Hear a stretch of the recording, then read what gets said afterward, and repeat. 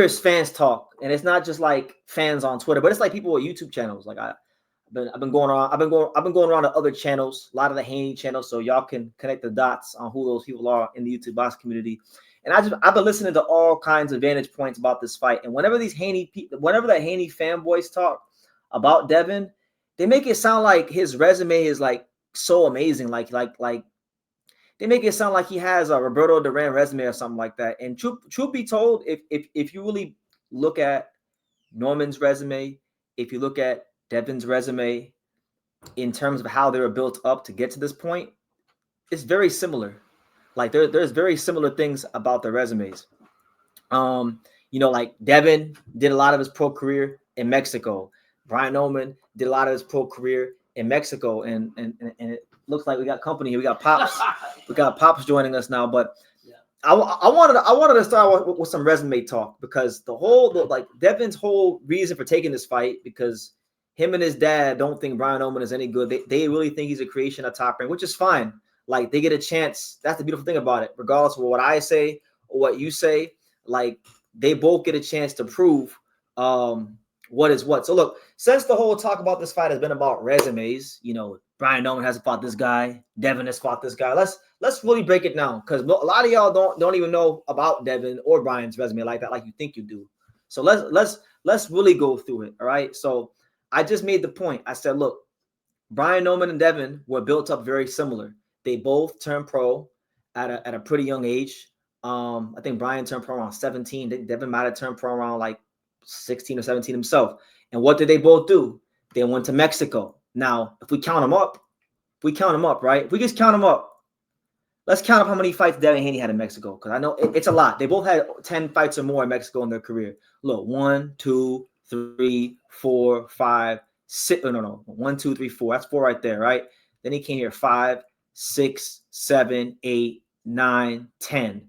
That was 10 fights in Mexico, and then that's it. 10 fights in Mexico, and then his first real step up really wasn't until Mason Menard. But let's just focus on Mexico before we get into Devin Haney's career as far as the step ups and things like that. Let's keep it in Mexico, right? Because I'm making a point here. You guys keep talking about resumes and how much different and how Devin's resume is so amazing. I'm gonna show you guys. Both the resumes are similar. They both had great managers. Brian Norman's manager in the beginning is arguably the greatest manager in modern boxing history. That's Cameron Duncan. Go look at his track record.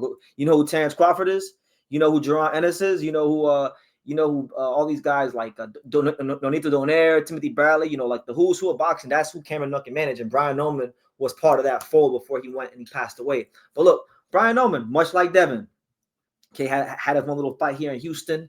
Let's count how many fights he had in Mexico. So that's 1, 2, 3, 4, 5, 6, 7, 8, 9, 10, 11, 12, 13, and that's it. So the numbers are this. Devin Haney had 10 fights in Mexico. Brian Norman Jr. had 13 fights in Mexico. So, I mean, yeah, Brian Norman did fight in Mexico a little bit more than Devin, but they both had above 10 fights in Mexico. So the beginning of their careers started off very, very similar.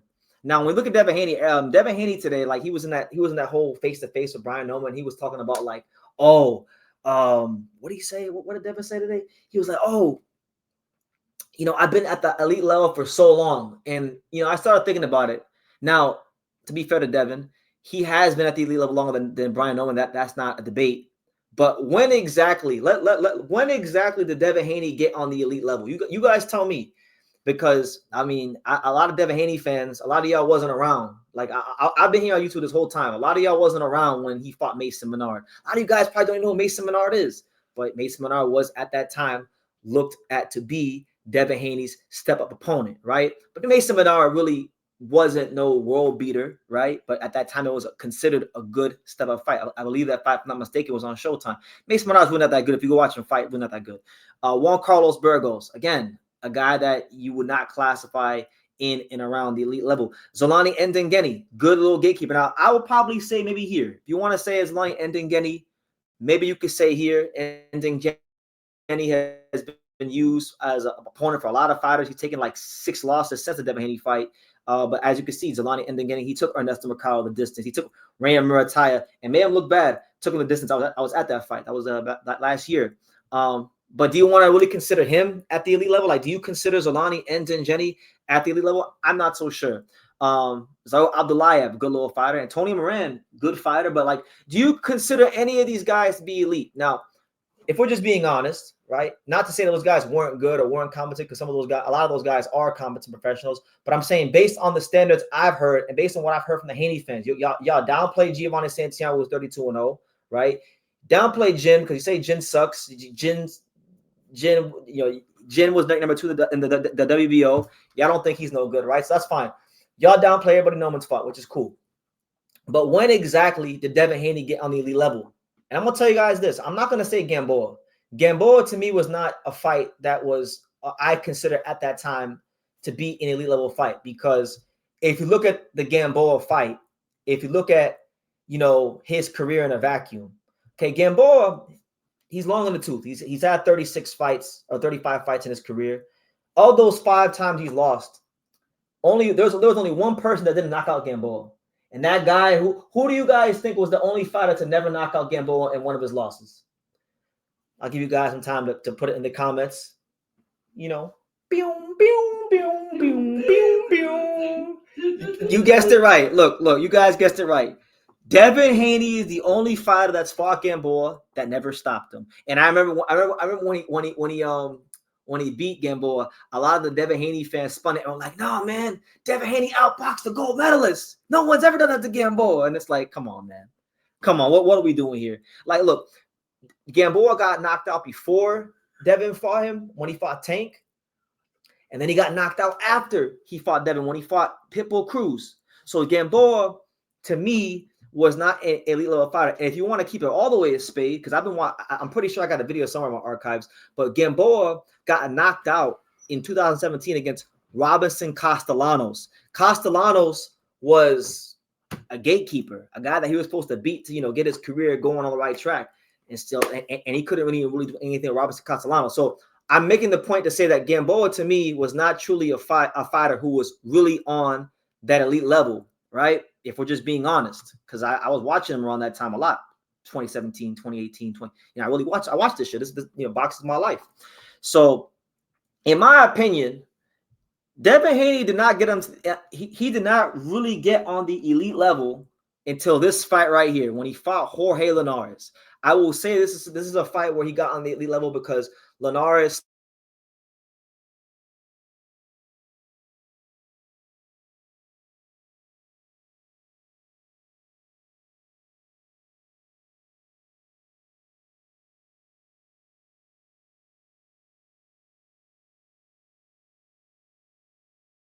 best blend of boxing skills, the ability to fight in the pocket. He was in there, he was fighting, and he was boxing as well. He was doing a little bit of both. He got clipped, but he responded well, and he showed on this night that he belonged at the elite level, right? And then, of course, Jojo Diaz, former world champion. We know about the Kambosos fights, went to Australia, signed an unfavorable deal. Lomachenko, Prograis. Okay, so I'm making the point to say this, that Devin Haney, for all the talk of what Brian Norman Jr. is and what Devin Haney is, what I'm trying to tell you guys is that Devin Haney hasn't even really been at the elite level for as long as you think. We think that Devin Haney is older than he really is. Devin Haney's 26, guys. He's talking like he's a 33-year-old veteran. He's not a 33-year-old veteran. Devin Haney, it feels like he's been around longer than he actually has at the elite level, because back in like 2014, when boxers didn't have YouTube channels, Devin Haney was one of the first ones with Real Devin Haney TV. And so we've had a front row seat to Devin's journey as a fighter, as to where with Norman really didn't get on most of our radars until like 2023 when he fought Quentin Randall. So that's why, but really when you really look at his career, it's been about 3 years. So if you look at his career from Linares on up, you guys tell me how many from Linares on up. I'm not even going to count Gamboa or Menard and none of those guys, because I don't think those guys were elite fighters, or maybe they were elite at one point, but the version of them that Devin fought were way past it. That's just a fact with Gamboa. So from Linares on up, y'all tell me, Devin Haney fans, y'all tell me how many of these guys that he fought were like true killers. Like Kambosos, I'll give him credit for Kambosos because Kambosos was coming off the teeth from Lopez win. So he fought him when he was at his best and most confident. So I'm not gonna hate on that win, but we know what Kambosos is. Like, if we're honest, we know we've seen what's become of George in these years, and he hasn't really been able to climb back to the elite level himself. You understand? So you tell me, how many killers has he fought? Was Jojo Diaz a killer? I mean, he had what? You tell me. Maybe you could say JoJo. Lomachenko, we know, was A-level, and that fight was disputed. Prograis, good fighter, but we know, like, if you were really watching Prograis, and see, this is how I know a lot of you Devin Haney fans don't watch boxing. I know you don't watch boxing because Prograis, right before he fought Devin, he fought Danielito Zorrilla, right? Or no, was it? Yeah, it was Zorrilla. Yeah, he fought Danielito Zorrilla. It was in his hometown. Matchroom Boxing had just signed Prograis to an exclusive promotional deal. Eddie Hearn was marketing and talking up Regis Prograis like he was the best guy at 140. So this is a close fight, very close fight. You know, and really, truthfully, some people thought that Prograis might have lost this fight. You guys can see one judge had it for Zorrilla. It was a split decision victory for him. You understand? Prograis got clipped in that fight. So the signs were already there. Like, there's a reason why Bill took that fight. Bill's a great manager. I give Bill Haney all the credit in the world. Like, Bill Haney, to me, is one of the best managers in modern boxing history. What he's done with Devin has been remarkable. But they saw that fight. They definitely watched that fight. Like, I watched that fight, and they knew that, okay, Prograis is good. But this wasn't the Prograis that fought Relic or fought Josh Taylor in the World Boxing Super Series. This is a guy that had been through some wars and had lost some steps. You know, he had just had a very gruesome fight with Jose Cepeda to win the title before that. So if you watched his career and you saw those fights, then you understand, like, why they took that fight. And then we know what happened with Ryan, and then we know what happened with we know Jose was compromised, and we know Ryan was on Peds, right? So when you really look at Devin's career, because from Linares on up, that's really what the elite level is for Devin Haney's career. The only two guys that you could really say were, like, you know, top guys, I'd probably say Lomachenko and Jojo Diaz. A lot of you guys, like, if I say George Kambosos Jr., a lot of you guys are gonna say he's trash anyway. So I won't even say George, because a lot of you guys like to discredit George. You guys don't give George Kambosos Jr. credit for stepping up and fighting the best time and time again. So don't start now. Don't start now to fit your narrative. All right. I'm gonna give him JoJo, because JoJo came to fight that night. I was at that fight. I went to the MGM Grand. I seen that fight, and I'll give Lomachenko. But everything outside of that, smoke and mirrors. That's the truth. That's the God's honest truth. Like, you guys are downplaying Giovanni Santillan, right? Y'all are saying Giovanni Santillan ain't shit. He was 32-0 when Brian Norman fought him. I would venture to say that the Giovanni Santillan that Brian Norman fought is better than about 80% of whatever this is right here. From 2021 and up, is better than about 80% of that. You know, big, strong southpaw, can throw, you know, 700 to 900 punches a fight, knock you out. Like, he's not an easy guy to deal with, and he had to go on the road to beat him, which makes it even harder. He had to knock him out, otherwise he wasn't going to win, because Top Rank had big plans for him. And just so you guys know, I know from, you know, talking to people at Top Rank and things like that, that he was looked at to be the future of the welterweight division. You know, one guy from Top Rank that I know said that he was the future of the welterweight division, and Norman was not in their plan. So when Norman knocked him out, it was, you know, Norman has earned where he's at. It ain't been smoke and mirrors with Norman. Like, you can sit here and you can downplay all these guys he's beaten. We'll go to Norman now, because let's go to his career, because I think we need to go to his career, right? So, you know, you look at these fights here. You know, the Benjamin Whitaker was a cool little win, but like, his Top Rank career started right around here, so around Rodrigo Correa, right? You know, I know Correa. Correa's a good fighter. Correa is a good fighter. I know, not like a rugged fighter, not a world level fighter, but a rugged fighter, a guy that, you know, is tough. This is a guy in Korea that, you know, he fought my boy Pistol Pete Dobson, gave him a tough fight. Then he fought Norman, gave him a tough fight. And, you know, while the record may not say he's this great fighter or anything like that, you know, if you've watched this guy fight, you know he's not easy to look good against. Look, he's never been knocked out. He's had 22 fights. He's still never been knocked out. And he fought Brian Norman Jr. He fought Pete Dobson. He fought Milan Pratt, who can punch. Like, the guy is durable, right? And then, Norman, look, Norman, this is Norman's, I would say this is Norman's, like, if we're going to compare it to Devin, right? If we're just going to be fair to Devin, this is like what Linares was for Devin. I will say that, even though I think Santion was that, a lot of you guys don't rate Santion highly. So I'll say that this is that for Norman, right? And so I'm saying all this to say that I think Devin Haney's resume is not what you guys think it is. I just showed you that it's not much different than Norman's resume. They both fought with Top Rank at one point. They both had over 10 fights in Mexico. They both, let's be honest, like Devin Haney's only been on the elite level for 4 years now, since 2021. 2021 is when Devin Haney got on the elite level. So he's had 4 years of being at the elite level. And look, maybe that's going to be enough.